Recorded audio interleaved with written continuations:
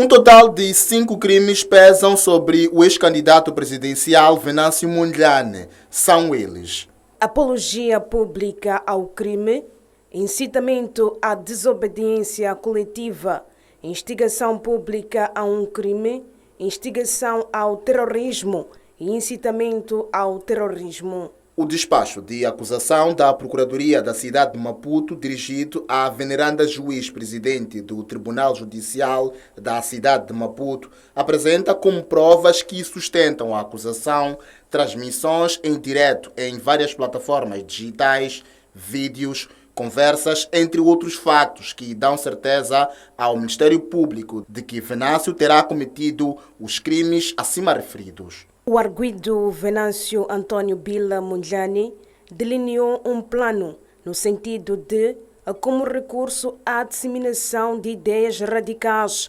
provocar um estado de medo e terror para posteriormente alterar ou subverter o Estado de Direito.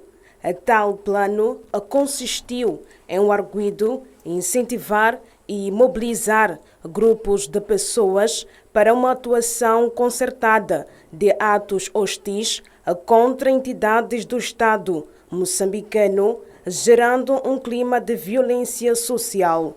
O arguido, ciente de que as suas ações levariam a um cenário de desordem e instabilidade no país e que colocariam em risco a vida e integridade física das pessoas, programou e retirou a sua família para um lugar que entendia ser seguro. O documento sustenta ainda a acusação como supostos apelos a ataques de agentes da lei e ordem e saques a estabelecimentos.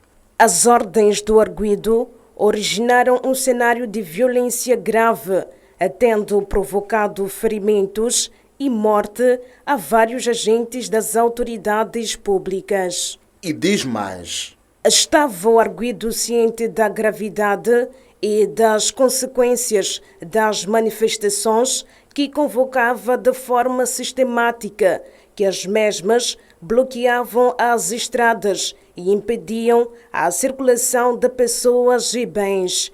Os seus pronunciamentos conduziram ainda às situações de saques a indústrias, armazéns e estabelecimentos comerciais, bem assim a pilhagens de bens e equipamentos, ações estimuladas pelo próprio arguido durante as suas lives. Além das provas referidas, o Ministério Público baseou-se nas declarações na qualidade de testemunhas de Albino Forquilha, a presidente do partido Podemos, do Clésio dos Santos Chico, a porta-voz do Podemos, Comando-Geral da Polícia da República de Moçambique, a Fundo de Estradas, Rede Viária de Moçambique, Revimo. Sujeito ao termo de identidade e residência, Venâncio Mondlane tem agora 6 dias para, querendo, recorrer à abertura da audiência preliminar.